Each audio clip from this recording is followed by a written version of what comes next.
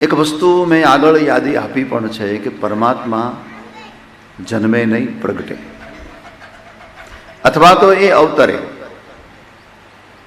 ભગવાન માટે બે શબ્દ વપરાય છે, પ્રાગટ્ય અને અવતરણ, અવતાર. જીવ જન્મે, કારણ કે જીવ પંચભૌતિક હોય, પૃથ્વી, જળ, આકાશ, વાયુ અને તેજનું બનેલું શરીર, એ જન્મે. પરમાત્માનું જે શરીર છે એ પંચભૌતિક નથી, અને એટલા માટે એનો જન્મ નથી, એનું પ્રાગટ્ય છે. આપણે ત્યાં જન્મ અને પ્રાગટ્યમાં અંતર એટલું છે, એ હોય તો ખરા, પણ છુપાયેલા હોય. અને જ્યારે આપણી આંખ સામે દેખાઈ જાય એને પ્રગટીકરણ કહેવાય. પેલા છોકરાઓ રમત રમે ને એક છોકરો છુપાઈ જાય, પછી બીજા છોકરા એને ખોજે. આવી એક રમત આવે, અને અમારા બાળપણમાં સંતા કુકડી કહેતા. તો પછી એના સમય લિમિટમાં જો એ બાળકને ખોજી ન શકાય તો પછી પહેલો જાહેરાત કરે કે હું અહીંયા છું, પણ તમે મને ગોતી શક્યા નહીં. એ જે છોકરો હતો તો ખરો, છુપાયેલો હતો, પણ હવે એ પ્રગટ થયો. એટલે પ્રાગટ્ય એને કહેવાય. એ હોય પણ આપણને નરી આંખે દેખાય નહીં, અને જ્યારે પણ નરી આંખે આપણને દેખાઈ જાય એનું નામ છે પ્રગટીકરણ. એ પ્રાગટ્ય છે.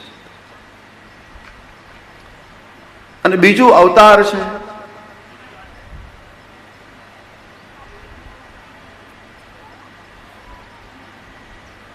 હવે અવતાર શબ્દ બન્યો છે અવતરણિકા ઉપરથી.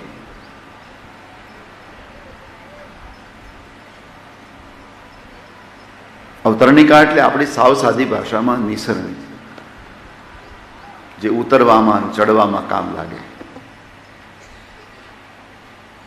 આપણે ત્યાં બે ભાવ છે ભગવાનના વિષયમાં. એક ઈશ્વર બધે છે, આ એક ભાવ છે.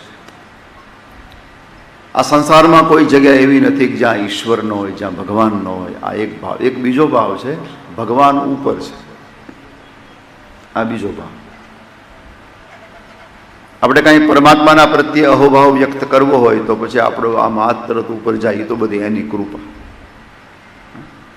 એટલે આપણા સાંકેતિક ભાષામાં ભગવાન ઉપર છે, ઉપર છે. જોકે ભગવાન તો બધે છે, પણ એક આપણો એ ભાવ છે કે ભાઈ ભગવાન ઉપર છે. પેલે આપણે ત્યાં કથા છે ને, ભોંયતળીએ ચોરી થઈ નીચે, એટલે પોલીસ તપાસ કરવા આવ્યા. ત્યારે પેલાને પૂછ્યું કે તમને કોઈના ઉપર શક ખરો? ત્યારે આ લોકોએ કીધું ઉપરવાળો જાણે. એટલે પહેલા માળાવાળાને પકડી ગયો. એ અર્થમાં નહીં. આપણે ત્યાં ઉપરવાળો એટલે ઈશ્વર થાય છે, ભગવાન થાય છે. એટલે ઈશ્વર ઉપર છે એ ભાવ જો હોય તો પરમાત્મા અવતરે છે. આપણે ત્યાં બહેનો ઘણી વાર ગાય, આકાશમાંથી ઉતર્યા ભવાનીમાં, અને ઉતર્યા એવા ન ઉતર્યા. એ ઉતરે છે. જે ઉતરે છે એ અવતાર છે, અને પ્રગટે છે એ વ્યાપક છે. એટલે ભગવાન કૃષ્ણ પરમાત્માનો જન્મ નહીં, જરા બહુ સુંદર ખુલાસો, જેથી કરી અને ભગવાન કૃષ્ણનો આપણને સાચો પરિચય થાય. બીજું, ભગવાનના શરીરને ક્યારેય પોતાની સાથે સરખાવવું નહીં. બીજું, પરમાત્માનું જે શરીર છે, ભગવાનનું જે વપુ છે, એ શરીર શબ્દ તો છે ને એ આપણે સમજાઈ જાય એટલા માટે વાપરવું પડે. બાકી ભગવાન માટે શરીર શબ્દ પણ વપરાતો નથી. ભગવાન માટે ભાગવતમાં વપુ શબ્દ વપરાયો, અથવા તો એના કરતા આગળ કહીએ તો શ્રી વિગ્રહ નામનો શબ્દ વપરાયો છે. કારણ કે એનું શરીર આપણા જેવું નથી. એક વસ્તુ આપણે બધાએ સમજવાની જરૂર છે કે ભગવાનના શરીરને જે ધર્મ લાગુ પડે છે, અથવા તો આપણા શરીરને જે ધર્મ લાગુ પડે છે, એમાંનો કોઈ ધર્મ ભગવાનના શરીરને લાગુ પડતો નથી.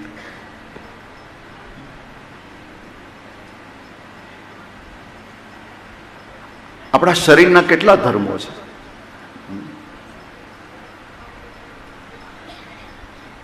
હવે આપણા શરીરને જે ધર્મ છે, આપણું શરીર ધીરે ધીરે ધીરે ધીરે ધીરે વૃદ્ધિ પામતું પામતું છેલ્લે અંત તરફ જાય.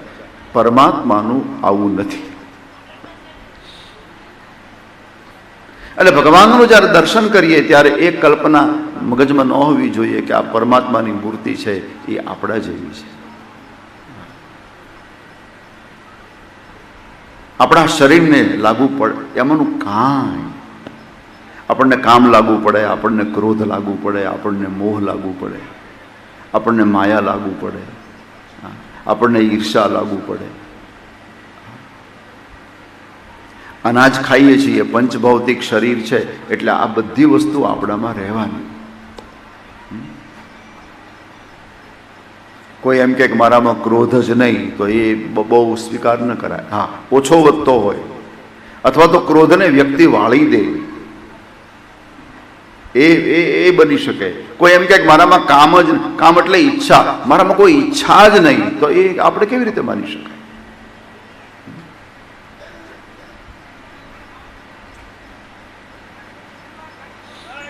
કામને આપણા શાસ્ત્રોમાં દેવ કહ્યો છે, કામદેવ.